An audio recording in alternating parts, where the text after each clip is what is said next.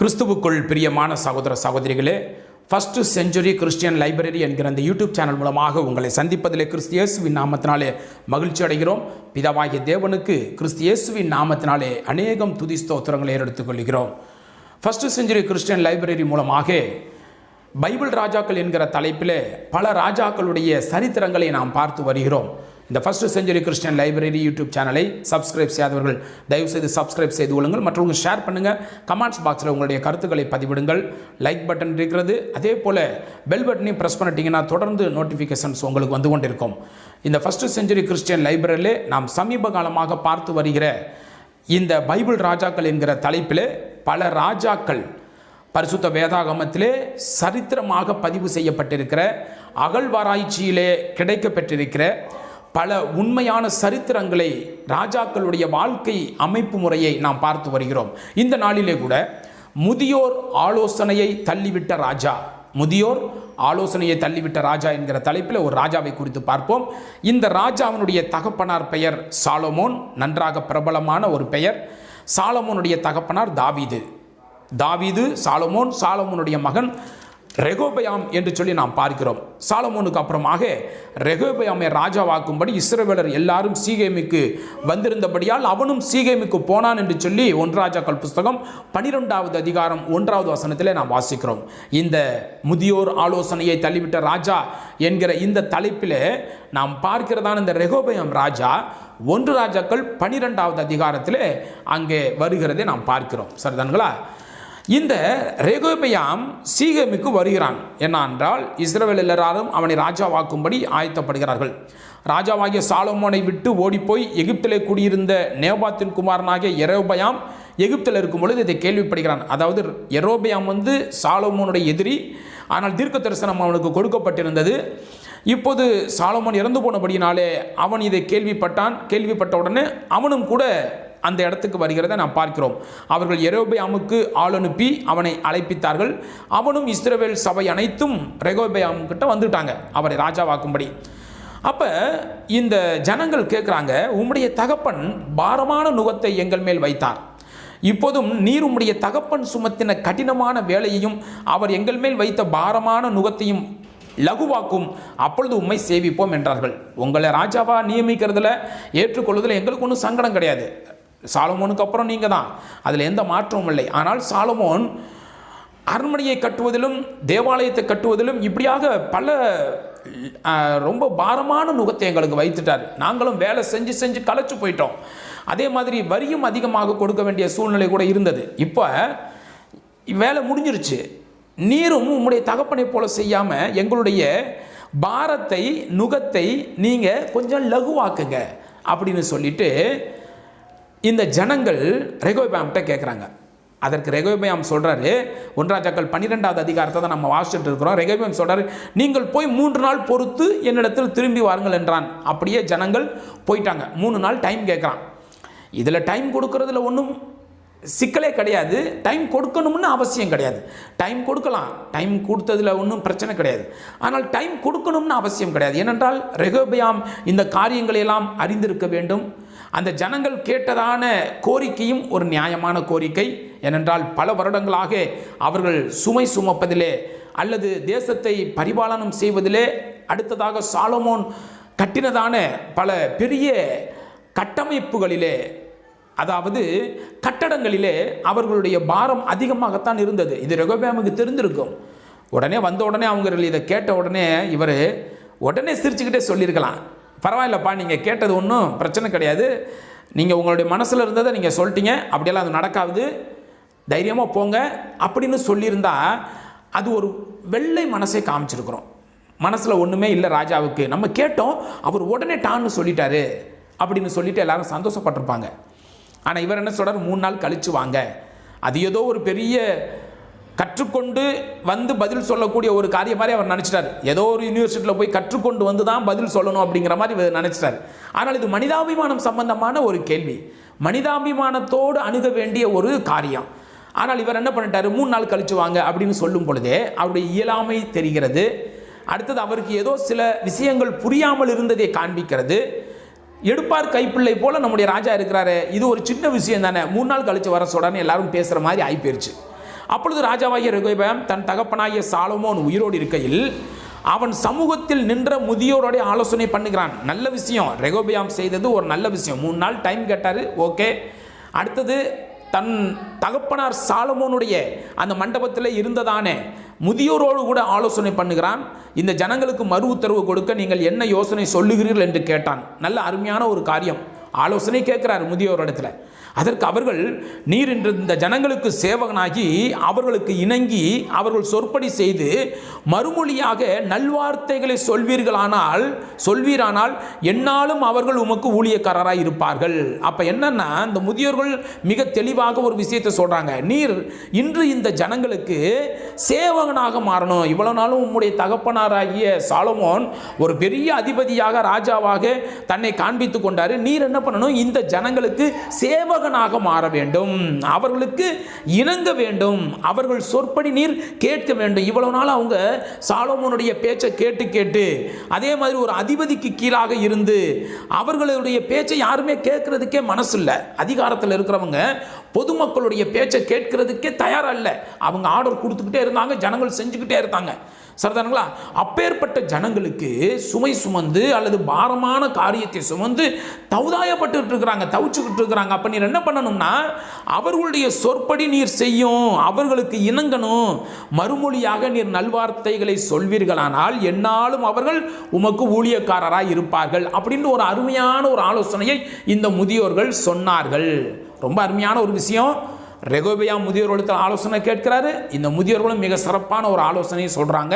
நேரம் காலத்துக்கு தகுந்தாற் போல அந்த ஜனங்கள் எல்லாரையும் ஒரே ஒரு கட்டுக்கோப்பாக வைப்பதற்கு ஏற்ற ஒரு ஆலோசனையை அந்த முதியோர்கள் சொல்லுகிறார்கள். ரொம்ப அருமையான ஒரு காரியம். சரிதானுங்களா? இந்த ரெகொபெயாம் இந்த முதியோர்கள் சொன்னதான ஆலோசனையை அவர் கேட்டார். அதை குறித்து இன்னும் அதிகமாக சிந்தித்தாரா அதெல்லாம் தெரியல. ஆனால் 8வது வசனத்தில் வாசிக்கிறோம், முதியோர் தனக்கு சொன்ன ஆலோசனையை அவன் தள்ளிவிட்டு. ஏன் தள்ளணும்? இந்த ஜனங்கள் எல்லாரும் உமக்கு ஊழியக்காரராக இருப்பார்கள்னு முதியோர் சொல்லிட்டாங்க இல்லையா? அப்போ இந்த ஜனங்களுக்கு ஏற்றபடி நான் வேலை செய்தால், இந்த ஜனங்களுக்கு ஏற்றபடி நான் மறுமொழி சொன்னால் அவர்கள் எந்நாளும் எனக்கு குடிமக்களாக இருப்பார்கள், ஊழியக்காரராக இருப்பார்களே. அப்போ ஏன் இவன் அந்த முதியோர் சொன்ன ஆலோசனையை தள்ளிவிட்டான்? 8வது வசனத்தில் வாசிக்கிறோம், முதியோர் தனக்கு சொன்ன ஆலோசனை அவன் தள்ளிவிட்டு தன்னோடே வளர்ந்து தன் சமூகத்தில் நிற்கிற வாலிபரோட ஆலோசனை பண்ணுகிறான். தன்னோடு கூட படித்த, தன்னோடு கூட விளையாண்ட, தன்னோடு கூட தன்னுடைய சமூகத்தில் நிற்கிற வாலிபரோட ஆலோசனை பண்ணினான். இது ரொம்ப மிகப்பெரிய தவறாக அமைந்து விட்டது. ராஜ மண்டபத்திலே ராஜாவாக இருக்கிற ஒரு ராஜா, அவன் சின்ன வயசில் இப்படி எல்லாமே இருந்திருக்கலாம், யாரோடைய விளாண்டுருக்கலாம், யாரோட பழகிருக்கலாம். ஆனால் அந்த பசங்களையே தன்னுடைய அமைச்சரவையில் தனக்கு பக்கத்தில் இருக்க வைக்கிறது ரொம்ப மிக முட்டாள்தனமான ஒரு விஷயம், ஏற்றுக்கொள்ளப்பட முடியாத ஒரு விஷயம். உன்னுடைய பலவீனங்கள் அவர்களுக்கு தெரியும், உன்னோட விளையாட்டு புத்தி அவர்களுக்கு தெரியும். அப்போ அவர்கள் உன்னுடைய டேஸ்ட்டுக்கு தகுந்தது மாதிரி தான் உனக்கு ஆலோசனை சொல்லுவாங்க, தேசத்துக்கு தகுந்தது மாதிரி சொல்லவே மாட்டாங்க. முதியோர்கள் என்ன செய்வாங்கன்னா, நாட்டுக்கு எது தேவையோ, நாட்டுக்கு எது சிறப்பாக அமையுமோ, நாடு கடைசி வரைக்கும் எப்படி ஒற்றுமையாக இருக்கும் என்பதை ஆலோசித்து பார்த்து அவர்கள் ஆலோசனை கொடுப்பாங்க. ஆனால் இந்த இளைஞர்கள் என்ன பண்ணுவாங்க, அந்த நேரத்துக்கு தகுந்த மாதிரி அல்லது தங்களுக்கு எது லாபமாக இருக்கும் அதுக்கு தகுந்த மாதிரி அல்லது உன்னுடைய பலவீனத்தை புரிந்து அந்த பலவீனத்துக்கு தகுந்தது மாதிரி தான் இவர்கள் ஆலோசனை கொடுப்பார்கள். பாருங்க, இந்த இளைஞர்கள் என்ன சொல்கிறாங்கன்னா, அவர்களை நோக்கி, அதாவது 10வது வசனத்தில், அப்பொழுது அவனோட வளர்ந்த வாலிபர் அவனை நோக்கி, உம்முடைய தகப்பன் எங்கள் நுகத்தை பாரமாக்கினார், நீர் அதை எங்களுக்கு லகுவாக்கும் என்று உம்மிடத்தில் சொன்ன இந்த ஜனத்திற்கு நீர் சொல்ல வேண்டியது என்னவென்றால், என் சுண்டு விரல் என் தகப்பனாருடைய இடுப்பை பார்க்கிலும் பருமனாக இருக்கும்.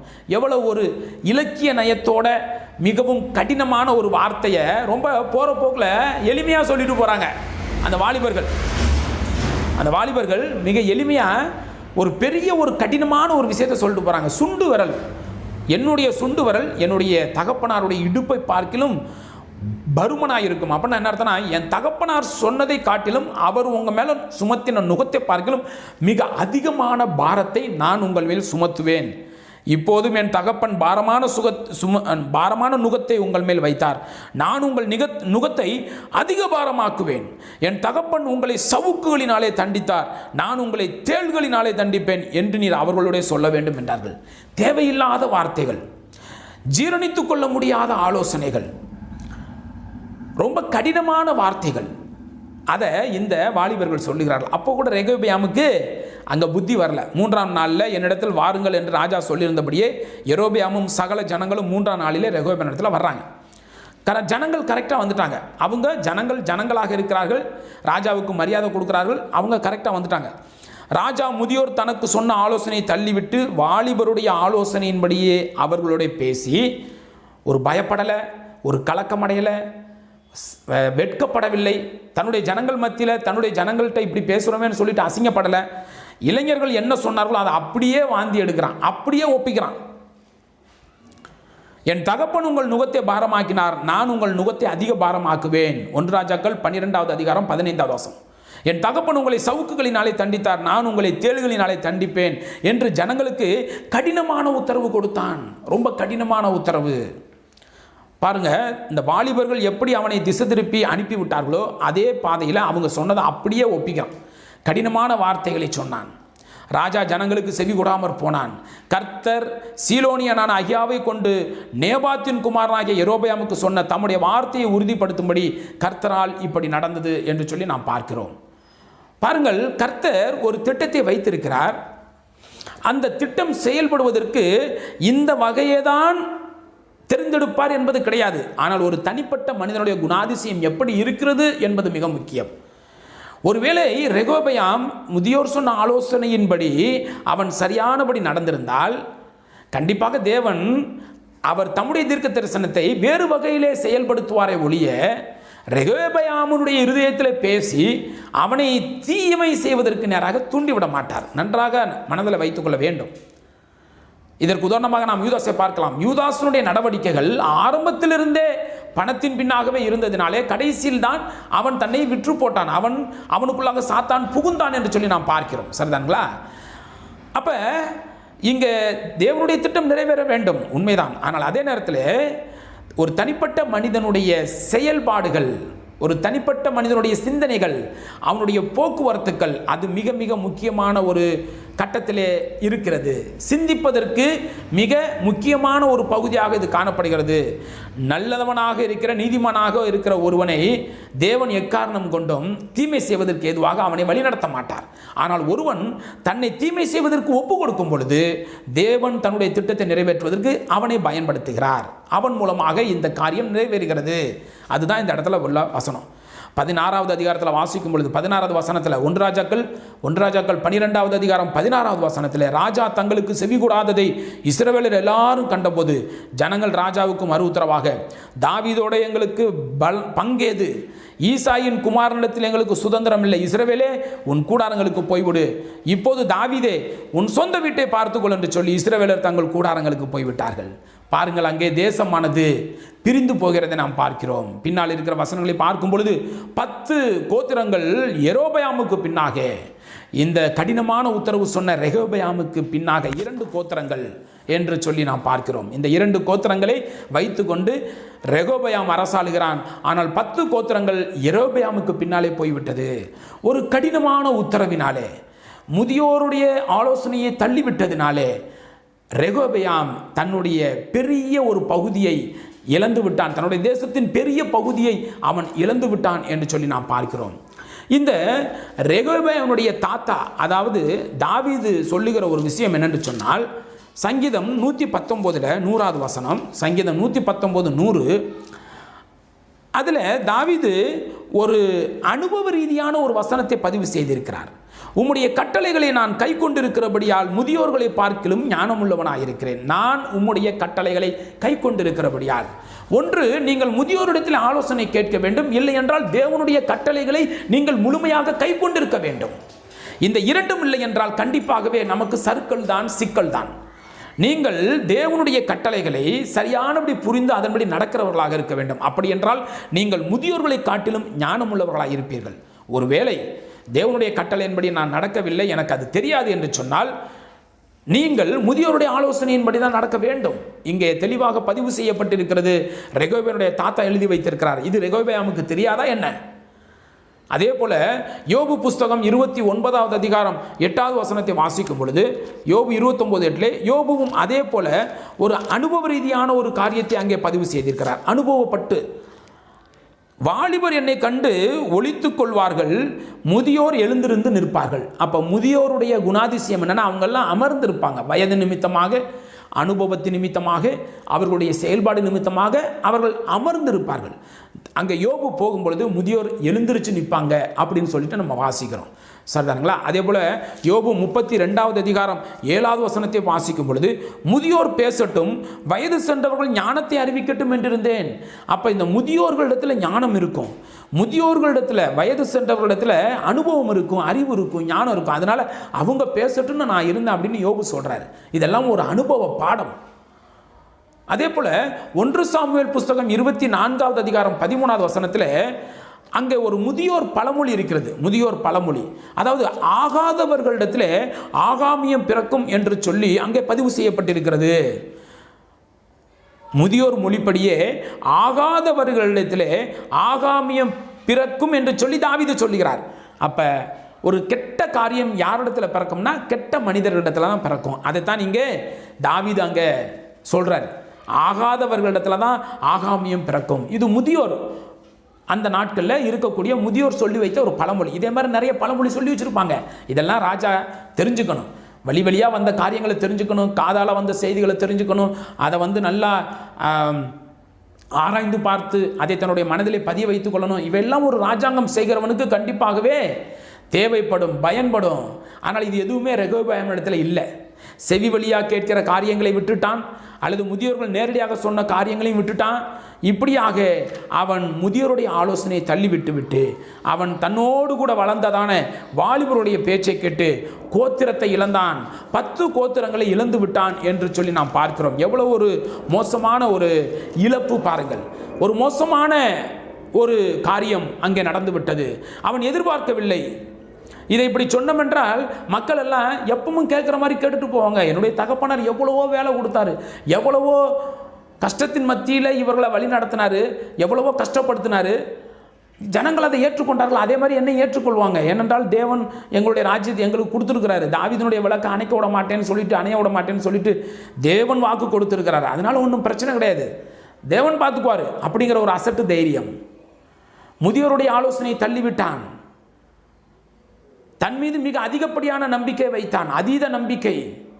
ராஜாவுக்கு அப்புறம் மகன், அப்படி என்றால் நான் சொல்லுகிறதை ஜனங்கள் கேட்டுத்தான் ஆவார்கள் என்று சொல்லி அவன் என்ன செய்தான், தன்னுடைய தகப்பனார் சாலமோனுக்கு நிகராக தன்னை எண்ணிக்கொண்டான். பெருமை, கர்வம், அதீத நம்பிக்கை இவையெல்லாம் சேர்ந்து, வாலிபருடைய ஆலோசனையும் சேர்ந்து இவனுடைய அந்த செல்வாக்கை, இவனுடைய நிலப்பரப்பை குறைத்து விட்டது. 10 கோத்திரங்கள் அவனுடைய கையை விட்டு போய்விட்டது. 2 கோத்திரங்கள் தான் மிச்சம் இருந்ததை நாம் பார்க்கிறோம். புலம்பல் புஸ்தகம் 5வது அதிகாரம் 14வது வசனத்தில் வாசிக்கிறோம், முதியோர்கள் வாசல்களில் உட்கார்கிறதும் வாலிபர் கிண்ணறங்களை வாசிக்கிறதும் நின்று போயிற்று. இவன் ஒரே நேரத்தில் வாலிபரிடத்திலும் ஆலோசனை கேட்டான், முதியோரிடத்திலும் ஆலோசனை கேட்டான். கடைசியாக முதியோரும் இல்லாமல் போயிற்று, வாலிபர்களும் அங்கே இருக்க முடியாமல் போயிற்று. அவனுடைய செல்வாக்கு சரிந்தது. முதியோருடைய ஆலோசனை தள்ளிவிட்டபடினாலே அவனுடைய நிலம் பிரிக்கப்பட்டது. பாருங்கள், கிறிஸ்துவுக்குள் பிரியமான சகோதர சகோதரிகளே, நம்முடைய வாழ்க்கையிலே ஆலோசனைக்காரர் இல்லாத இடத்துல ஜனங்கள் சீர்கட்டு போவார்கள் என்று சொல்லி வாசிக்கிறோம். ஆலோசனை மிக மிக முக்கியமாக காணப்படுகிறது. தீர்க்க தரிசனம் இல்லாத இடத்துல, அதனுடைய அர்த்தம் என்னென்று சொன்னால், வேத வசனத்தின்படியான ஆலோசனை இல்லாத இடத்துல ஜனங்கள் சீர்கட்டு போவார்கள். நாம் நம்முடைய வாழ்க்கையில் ஒரு வெற்றி வாழ்க்கையை வாழ்வதற்கு, எதிர்ப்படுகிற இன்னல்களை நாம் சகித்துக் கொள்வதற்கு, அல்லது அவைகளிலிருந்து பாடங்களை கற்றுக்கொள்வதற்கு, மற்றவர்களுக்கு போதிப்பதற்கு வேத வசனத்தின்படியான ஆலோசனைகள், எழுதி கொடுக்கப்பட்டதான சட்டத்திட்டங்கள், புதிய உடன்படிக்கை சத்தியம், சபை உபதேசம், இவைகள் மிக அவசியமாயிருக்கிறது. இந்த ஆலோசனைகளை நாம் நன்றாக கற்றுக்கொள்ள வேண்டும். இந்த ஆலோசனைகளை மறுபடி நாம் சிந்தித்து பார்க்க வேண்டும். அவைகளை நாம் மனதில் எழுதி வைத்துக் கொள்ள வேண்டும்.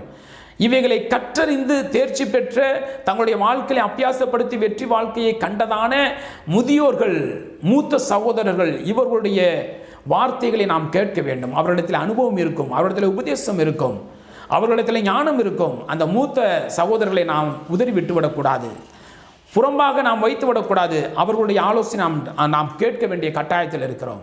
கிறிஸ்தவ சகோதர சகோதரிகளே, அருமையான நண்பர்களே, இந்த நாட்களிலே பைபிள் ராஜாக்கள் என்கிறதான தலைப்பிலே நாம் பல ராஜாக்களுடைய சரித்திரங்களை நாம் பார்த்து வருகிறோம். ஒருவேளை நீங்கள் அரசியலிலே இருக்கலாம், அல்லது அரசியலிலே நாம் நுழைய வேண்டும் என்று சொல்லி நீங்கள் திட்டம் பண்ணியிருக்கலாம். ஒருவேளை பொறுப்புகளிலே இருந்து மக்களுக்கு நல்லது செய்ய வேண்டும் என்று சொல்லி நினைக்கலாம். எப்படி இருந்தாலும் கூட இந்த வேத வசனத்தின்படியாய் இந்த ரெகோபயாமை நாம் நம்முடைய மனதிலே பதிய வைத்துக் கொள்வது மிகவும் முக்கியமானதாக இருக்கிறது. ரெகோபயாம் நமக்கு ஒரு நல்ல படிப்பினையை தந்துவிட்டு போயிருக்கிறார். முதியோருடைய வார்த்தையை மதிக்கவில்லை என்றால் நம்முடைய செல்வாக்கு சரியும், ஜனங்கள் நமக்கு விரோதமாக எழுந்திருப்பார்கள்.